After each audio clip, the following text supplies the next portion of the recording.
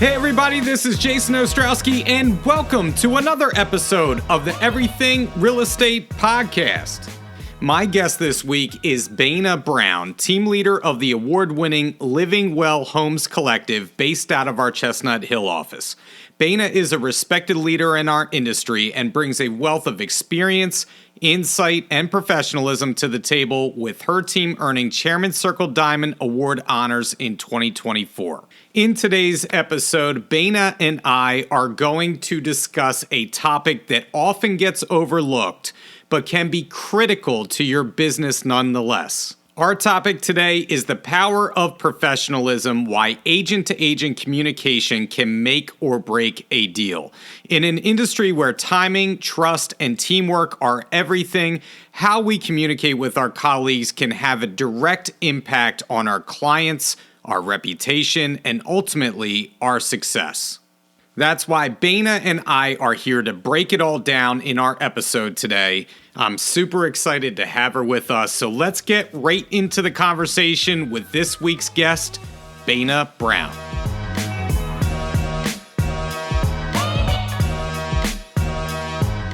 I'm here with Baiyina Brown from our Chestnut Hill office, team leader of the Living Well Homes Collective.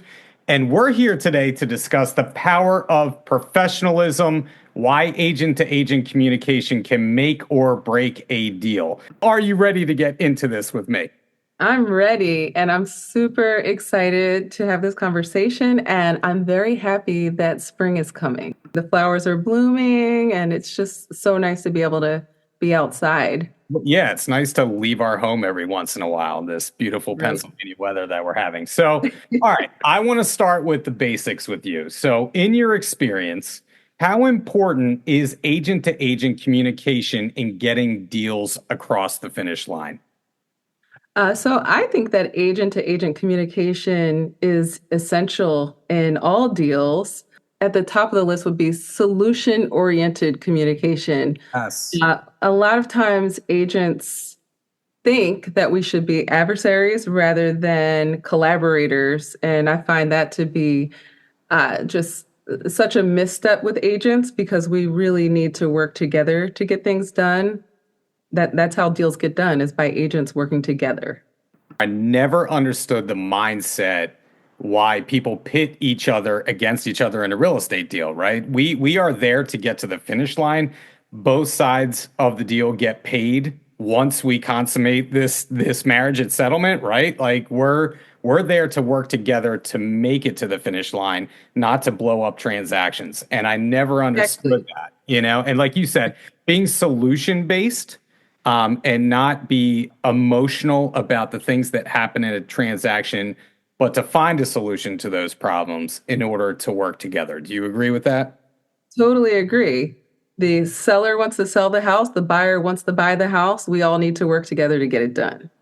And I do have to tell you, one thing that kind of really rubs me the wrong way is, and I'm gonna do a lot of venting in this podcast. So maybe you're just along for the ride, Baiyina. Maybe I'll just I love it. I hate about the lack of communication, but the lack of feedback. I feel like has gotten so out of hand. When you have showings, you desperately want feedback. Like, you get it. Like, the buyers probably do not have interest in your listing, but please provide feedback so I can give that to my seller and help our process. How do you feel about it? Do you feel like that's worse? We got in the business at the same time. I think 2007, we both got into it. And I feel like it's gotten worse as we've gone along here. Do you agree with that? I do. And I think that it's gotten worse because as agents, we have so much coming at us. So I see both sides. As a buyer's agent, you're running around, you're getting all these emails, you're getting all these text messages. And as a seller's agent, we're all running around. But there's so many different ways to communicate. When we started, it was just like the phone and the email, right? And so it was like, it wasn't all these text messages as well. So you go through your emails and you just do your feedback. It was just something that we did. Now it just seems like a whirlwind of all kinds of things all the time. So much spam in your email, you can't even see everything. So what I started to do, because I think that I I saw myself sometimes even missing feedback, and I'm like, oh no, well, I'm not that person. Mhm. Um, so what I do is I actually, if I don't get feedback within a day or so, I'll just text the agent and say, hey, how'd your showing go? Just wanted to know if you had any feedback. And that actually works better than just relying on the like showing time feedback, which I think gets lost in all the emails that people get. So just kind of personalizing everything in a way. That's what I That, kind of do. that's a great point that you bring up. I really do think I never really thought about it that way about feedback getting lost in the shuffle, but you are right. We receive a billion emails all the time. And I was going to ask you, with so many ways to communicate today, why is it so seemingly difficult to communicate with with our peers, right? And maybe you just answered that question. It's too much. It's like when you go to the supermarket and there's like two aisles of cereal, it's hard to choose. So I think people just get stuck. And when we first started, there were not so many emails. This is insane. The amount of emails that I get every day is insane. And most of it is not from other agents. It's not the feedback. It's just everyone trying to sell me like some kind of lead service. It is absolutely constant. It's nuts. So we didn't have this many emails when we first started in the mid 2000s. We didn't have so many emails. It was so easy to keep control of your emails back then. Now it's just out of hand. If you're trying to get a hold of a listing agent, you're on the buying side, you're trying to get a hold of the listing agent. How do you personally best handle situations where the listing agent is unresponsive or difficult to get a hold of? How far do you push to get a hold of somebody? So I kind of do, if my buyer is really interested in the property, I do a little bit of research if I don't know the agent. Now, oftentimes I do know the agent, so I kind of know what way they like to communicate. But if I don't, and they're really hard to communicate with, I kind of do a little bit of research. I'll look at their profile on social media. I will look at their transactions in the MLS and see, are they super busy? Are they not super busy? Kind of get a gauge for like who they are. It's easy to do some quick research. Mhm. Um, and I'll try all the avenues. And usually I kind of disarm people by asking them how they like to communicate. What are their favorite modes of communication? And beyond that, what times of day work best for them? Do they prefer calls in the morning? Do they prefer evening? I know there's some agents who will email me and it's like, I don't know, in the middle of the night or, something like that. So everyone's on different timing.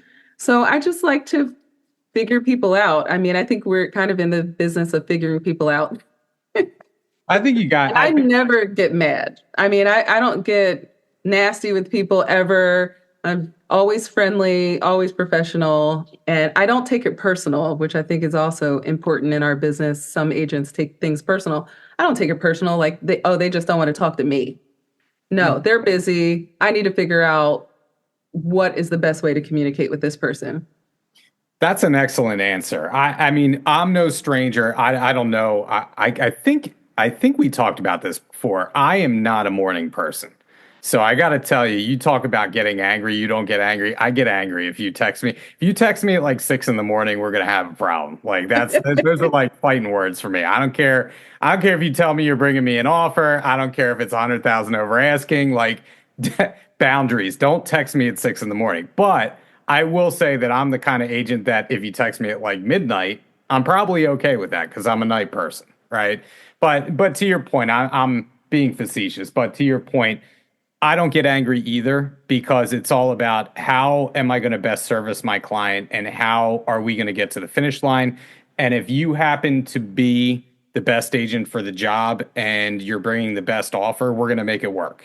That's And right. because that's what's going to benefit my client. As far as how far I push. I mean, very rarely have I ever had to reach out to a broker, but I have done that before. If I can't get a hold of an agent, I will go to the broker and kind of blow up their cover. But if it calls for that, I feel like, listen, I'm trying my best to service my client and have a fiduciary responsibility to make this happen. If I want to submit an offer, I have to make sure I can get a hold of this person and submit it. And if the agent's not going to do it, then the broker has to do it. I That's don't right. know. Yeah, I don't know if Now, I agree, but I would go that far in certain situations and have. And honestly, the way that I would do it is probably reaching out to the office manager or broker, depending on which brokerage yeah, it is. I And should clarify the sales leader, whoever that is. yes, and just say, "Oh, I have a client who really wants to put an offer in. Is so and so on vacation, or are they okay?" You Yes. know, because things happen. Somebody could be on vacation, or somebody could have gotten into a car accident. So I'll put little feelers out and try to figure out what's So going and so on. is not in a coma, if I'm understanding correctly. Right. Yeah. Um, Or somebody didn't die. I don't Yeah, know. yeah, yeah. He's still alive, right? So, so let me ask you this then. What's a mistake that you often see buyer agents make when they're communicating with you as a listing agent that potentially can cost them the deal? Is there something that they do or they don't do that can kind of be a red flag for you or maybe cost them in your eyes? Definitely oversharing. Ah, I okay. and I say that because as much as we are friendly and speaking with one another and trying to get information, sometimes I think buyer agents do overshare and they may weaken their position just because if you are talking to me about your client and we're just being friendly and you're saying your client is oh, they're hard to get in contact with. Yeah, I sent this out for signature yesterday. I haven't gotten it back yet, or they're wishy any way showing that they're like a little bit wishy-washy, that's going to be red flags for me. So I'm going to say be strategic with what you share and how, because it can really put, like a black cloud over the situation where I'm thinking, okay, I'm going to make a note of that. Yeah, I actually go the opposite direction too, where so I just had a listing, had a couple offers on it, and the first offer was a really solid offer. The agent was in communication. They did a really good job of asking what was important to my seller with their offer. And then I get another offer a few days later of an agent that never provided feedback, never called me to ask me anything about the property, did not touch base in any way, and just submitted an offer to me at like midnight. And I was like, oh, okay. I guess they like the property. But the lack of communication, not that that completely disqualifies them. Ultimately, it's up to my seller, but it just shows kind of how this transaction is going to go potentially, right? That they're going to be difficult to communicate with. They might be MIA, and they're not voicing, I guess, advocating for their client very strongly. They're just submitting the offer and they're almost disappearing. Do you Yep, find totally that happens agree. a lot to you? It doesn't happen a lot, but it has happened, and I think either extreme is bad. Yeah, but No yeah. communication and too much. We need to fall somewhere in the middle. Like, let's be human, but let's not give away all the secrets. But also, it's so strange when you just suddenly receive an offer and you've never heard from the person at all. And you often wonder, like, is this legit? Like, who does this? Exactly. Like, Who does that? like, Exactly. Who how does legit that? could this possibly be if they're not communicating at all? It just boggles my mind, especially in the market that we're in, when you're Exactly. getting multiple offers and people are reaching out, and then this person doesn't. It makes it that stranger, you It know? is really strange. Yeah, yeah. So, okay. So let me ask you this. From your perspective, what's the right balance between persistence and professionalism when following up on a submitted offer? Because I've had, several occasions recently where I've submitted an offer. I don't hear back from the listing agent. It's getting close to our acceptance date, right? The timing.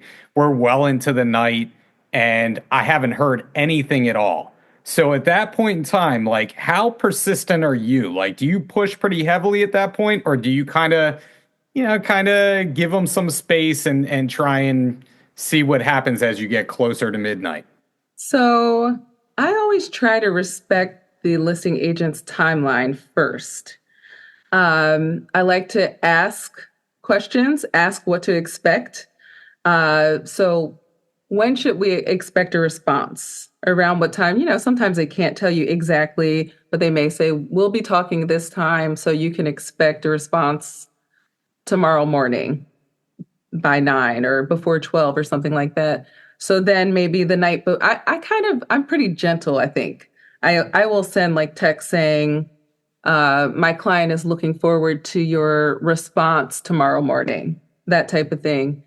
And then if if I don't hear back from them in the morning, then I'll say, okay, well, just checking in. My client is really excited to hear your response. Uh, but I'm not super pushy up until then. I like to know what is the timeline, and then I follow suit in that way. Yeah, I mean, I love your wording there. You're so respectful. I'm more like, "Hey, dummy, where's the response?" No, I don't take it that far, but I like you like to set clarity, I guess, when I do submit the offer. When should we expect to hear from you? When do you think you'll be reviewing everything? And I am very, very respectful of agents' time because I know everybody's busy. They're not going to get back to us right away. But if you do say that you're going to get back to somebody, often our clients are on pins and needles. They want to know. Exactly. And so if you go back and tell them, hey, we should hear something by 8 o'clock tomorrow night, if we don't, then I'm gonna, like you said, I'm gonna be following up with you to see kind of where things are. Not in a negative, rude way, like I had mentioned earlier. I'm just kidding, but I do want to check in and make sure that we're still gonna hear something, right? That's You know? right.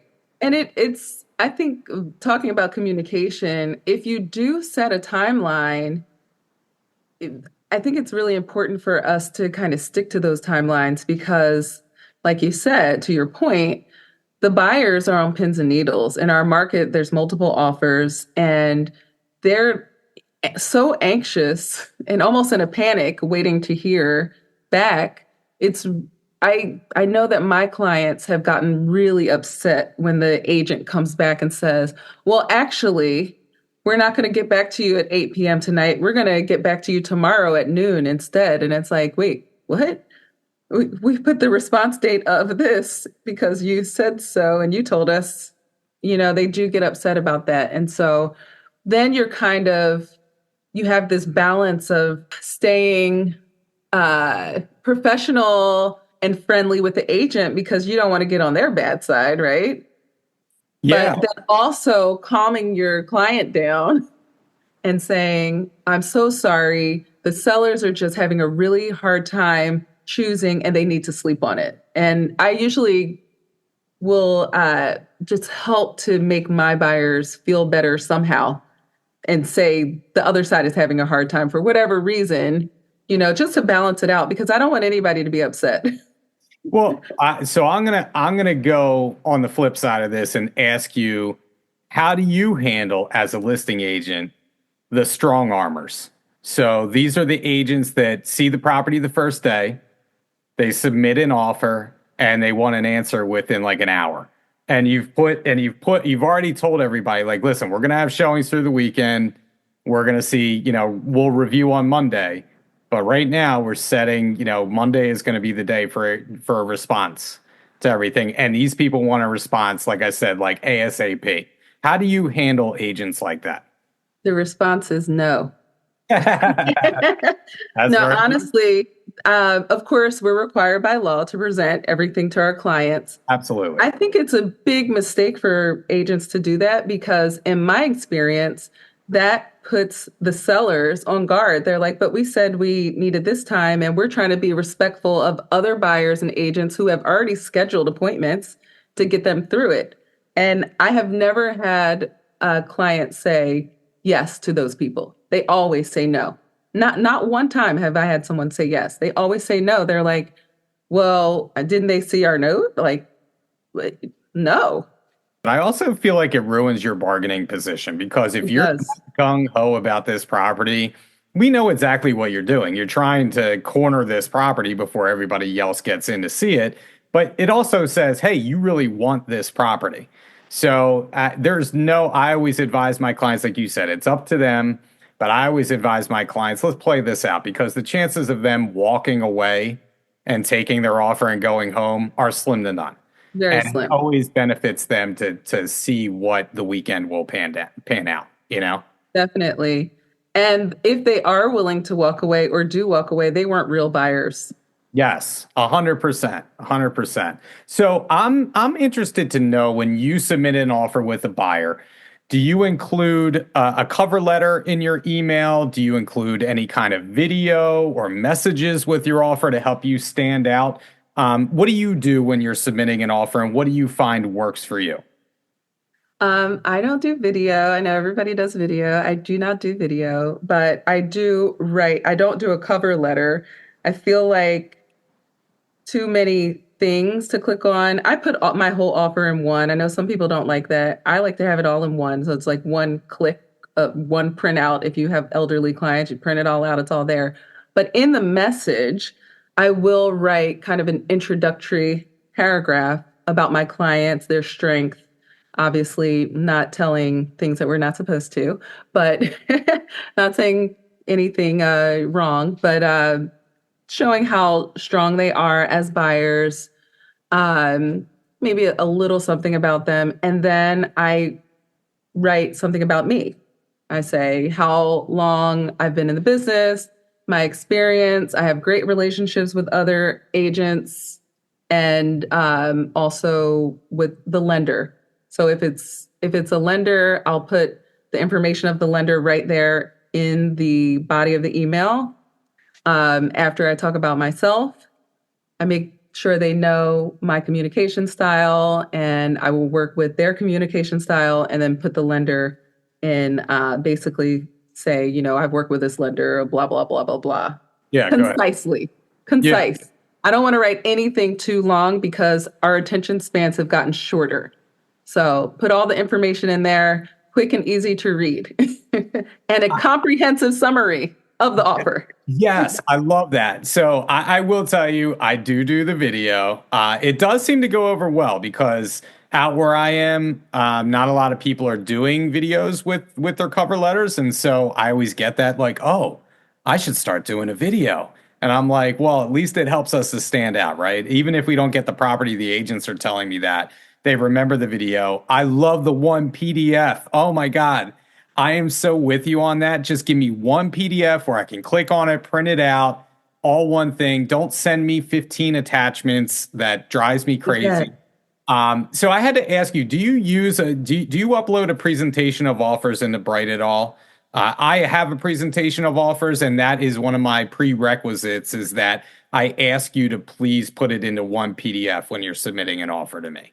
So I don't know if you do that at all. I don't, but I really should. I'm Yeah. going to put it on my master to-do list.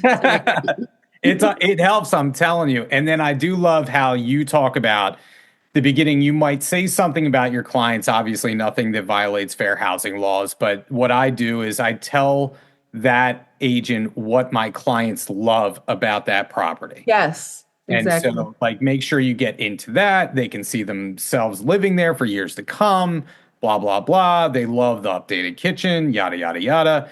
But I love what you say also about yourself. And I do the same thing at the end that I say, I promise to be responsive, on time with all my deadlines, easy to work with. We're going to find solutions and we're going to make it to the finish line. So I'm putting it out there like, this is what I'm promising you, agent to agent, and Yes, my people are excited to have this property. So it shows an eagerness for them to get to the finish line as well. yes. So I want to talk tone a little bit with you here. How do you keep your communication firm, clear, and professional, especially when tensions are running high in a transaction and a lot of emotion can be involved? So, again, I think being clear and concise with communication, keeping it focused. I usually will say, my client is requesting this because of that, or, the buyer is concerned about this, so that. I like to keep emotion out of it and also make sure that it's not like me against them as far as me and the agent. This is my client and this is what they want and this is why. I like to keep emotion out of it, keep it constructive, keep it concise, not talk too much. It's like bop bop bop bop bop bop. Done. And then I stop talking. Yeah. We have to not try to fill all the silence, right? Like just let there be silence sometimes.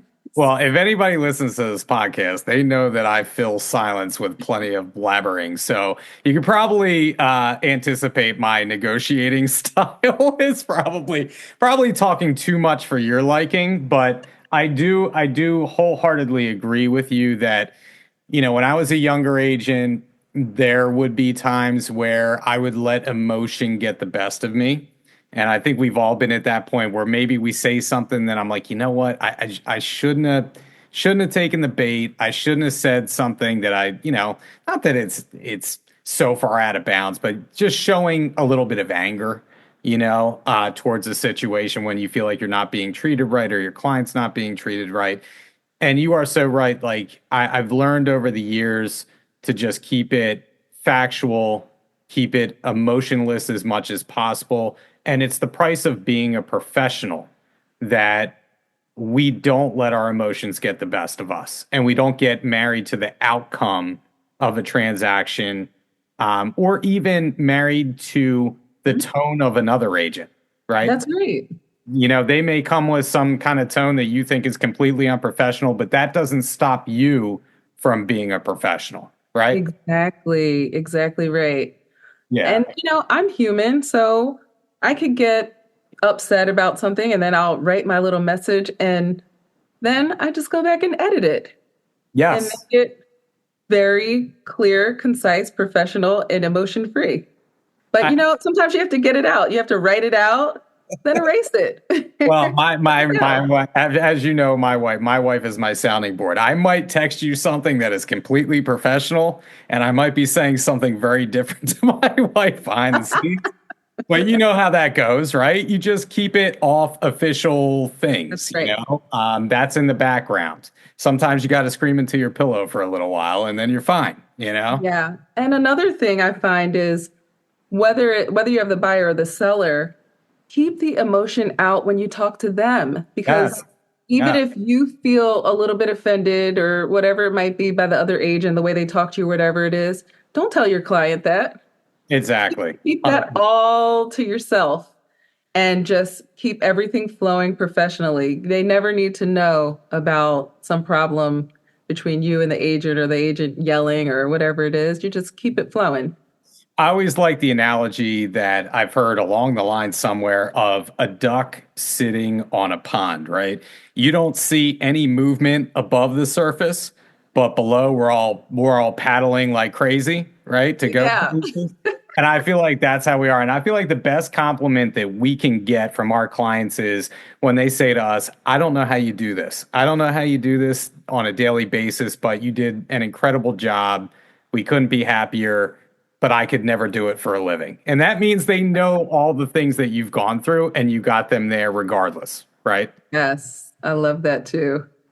Do you believe texting is appropriate for serious deal negotiations, or do you prefer a phone call or even an email, to provide clarity to either an agent or your clients? Like, where do you come down? Because I've always been a phone call guy, but I know a lot of times you have to meet your people where they are.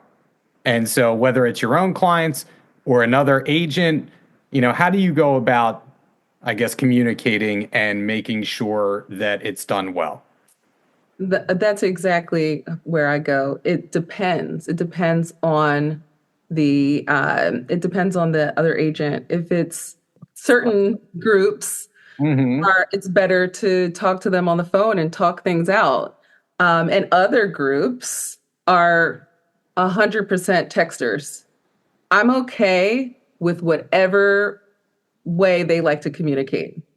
Now, if it's a texter and I feel like the communication is a little too complicated for text, then I'll say in a text, when is a good time for me to call you so we can discuss this further?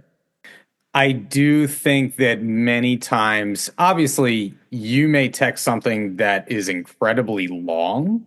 And it's like, why aren't we just talking at this point? Why are you making me text like, 2,000 characters? Like I'm writing an MLS description in my text, right? And like, why am I doing this right now? Let's just hop on a phone call and talk voice to voice. Or we have a Zoom together, right? And I'm talking client to agent. But even if you're talking agent to agent, a lot of times, like I prefer to call you rather than to text you. That's just me, but I will meet you where you are. Yep, So, that's exactly what I do. all Depends right. on who I'm talking to. Yep. So, in your opinion, what's one soft skill that newer agents should develop to become more effective communicators in the industry? So, go back to when you started. What do you think that you do better now, communication wise, than you used to do once upon a time?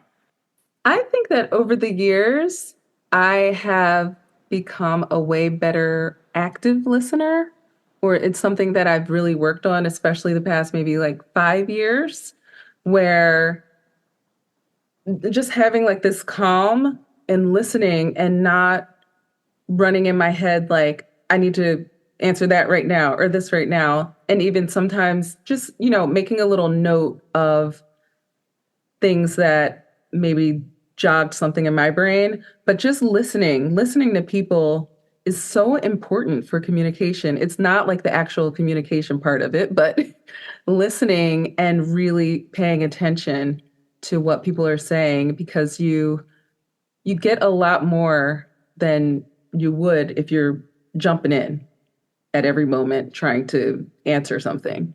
So I'd say listening. I think I think a large part of that, if and again, I don't know the beginning stages of your career, but I think a lot of that comes with the confidence that you have when you've been in the industry and second nature wise how you're going to respond to something or maybe handle an objection. You're confident about that now because you've been successful, you've dealt with so many clients, and when you're newer, you're constantly thinking about like maybe scripts in your mind or how am I going to overcome this Yes, objection? And like you said, and it doesn't allow you to listen as intently as you otherwise would. Is that, would you say I that for? agree. I would totally agree. And I think that's one of the things that uh, clients say to me who come to me from other agents. They say, I was working with this agent. They were sending me properties that had none of the things that I told them I wanted, or in areas that I didn't want, or just showing me things in a price range because they knew I could go up to this, but that's not what I said that I wanted to do. I've had so many clients over the past several years come to me from other agents specifically because they didn't feel the agent was listening to what they wanted. 100%. 100%. I'm in the same boat as you. It all often boggles my mind where, listening to a client talk about a relationship they had with another agent before, finding me and just what a lack of, like you said, listening skills that some people have out there. It boggles my mind. And so it actually makes our job a lot easier, right? Because I'm like, oh my God, well, I'll listen to you. I'm going to set up this search the way you want me to set up this search and not try and push this property on you, it's crazy. So, all right. So have you ever won an offer specifically because of how you communicated or positioned your clients' offers? And what did you do differently to win out in that scenario? If you'd be willing to share. I that has happened. That has happened. And I think that it's because of my communication with the agent. In one instance, it was a younger agent, and I mean, they communicate a certain way. They text more, and again, I will communicate whatever way anybody wants. And I do feel like sometimes when you have like an older agent and a younger agent, there is sometimes this hierarchy that happens. And I know that in one instance, my offer was chosen for multiple reasons, but one of the reasons was rapport. The particular agent felt that an older agent, I don't know if I'm allowed to say that, sorry, was being more condescending, like, I know so much. And I've been in the business for a year. I've been in the business and that was not helpful. Sometimes the communication styles will clash.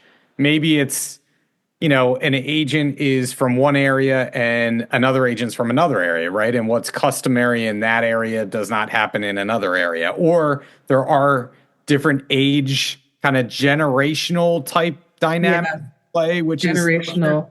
I do feel like I straddle like the younger generation now and the older generation, which is like to my benefit being I agree. Me too. Yeah. Right. So like, I'm like, all right, that helps me.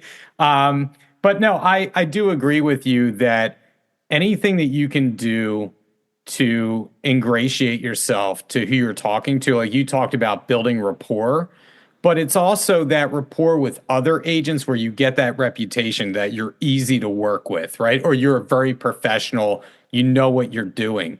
So that helps me win out, all things being equal, that I have those relationships with other agents out there. So like to the younger agents that are listening, do your best to build your reputation as someone who's professional, that will get to the finish line and is easy to work with and be very communicative, because that only helps you in your career moving forward. Right, Baiyina? Right. I agree. And then for the older agents, being condescending to the younger agents, probably not the best thing. Like your faces that you're making right now are making me laugh. I'm sorry.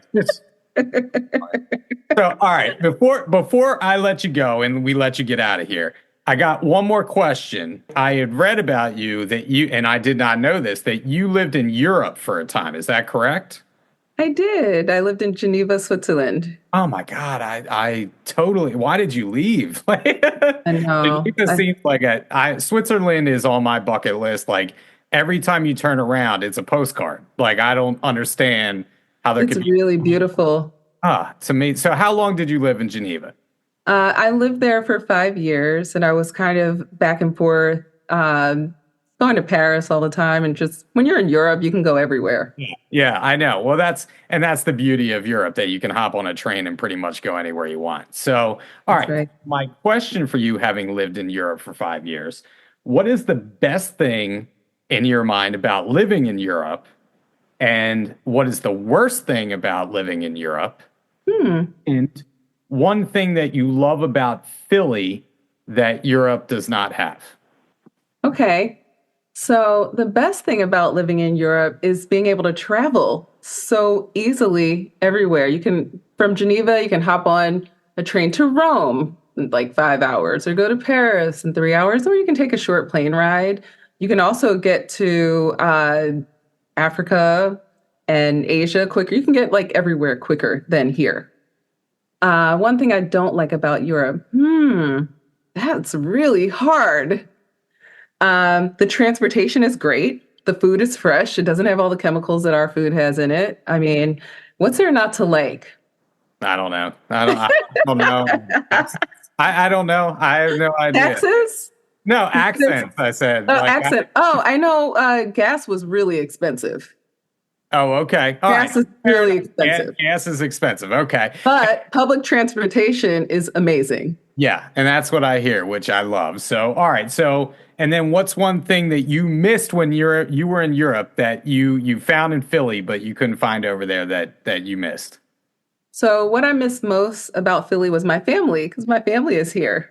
So I Ah, didn't have my family in Europe, though I do have my European family now. yes. Well, I was gonna say I thought maybe it'd be something like, I mean, obviously I know you and I have talked about our diets, right? So Not cheesesteaks, I know because I it's don't not a eat meat. cheesesteak or a soft pretzel or anything that you missed, but I do love Philly, and I specifically love my neighborhood, which is Mount Airy. It's where I grew up. Almost my whole family still lives here, and it's a really special neighborhood in Philly. So there's yeah, nothing really like it. you missing that. You got the cobblestone streets, much like That's right. Europe, and. Yeah. Well, listen, I'm glad that we finally had the opportunity to do this together, and thank you so much for joining me.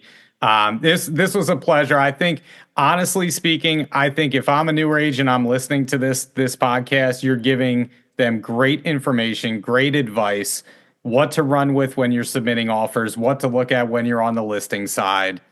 So I think there's some great tidbits in here. So again, I appreciate your time. Much continued success to your team out there, by the way. Thank And, you. and I know I'll be seeing you, before long. We have our awards thing coming up, so maybe I'll see you there. I'll definitely see you there. Thank you so much for having me. This was fun. That was this week's episode with Baiyina Brown. Thank you to Baiyina for joining us. And one housekeeping note that I want to make you aware of.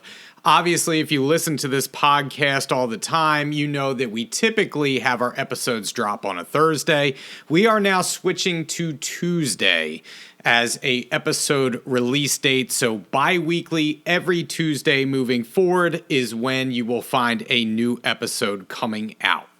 The takeaway that I had from talking with Baiyina today is that you see the way that she goes about her business. She's very professional. You get that sense right away, and that's why I wanted to discuss this topic with her.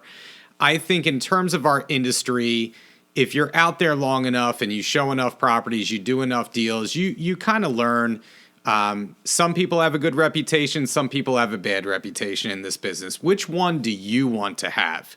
And ultimately, that is decided upon the way that you carry yourself, your professionalism. How do you communicate? How do you work well or not work well with other agents? We should always strive to be as professional as we can be, not get emotionally tied to the outcome of any transaction, but do our jobs and do it well. And that involves communicating with your co-ops in a timely fashion, making sure that you follow up with your sellers, making sure that you are negotiating the best possible deal for your clients. All of that goes into the professionalism that we should be exemplifying every day in our industry, and therefore that will lift up the entire industry as a whole.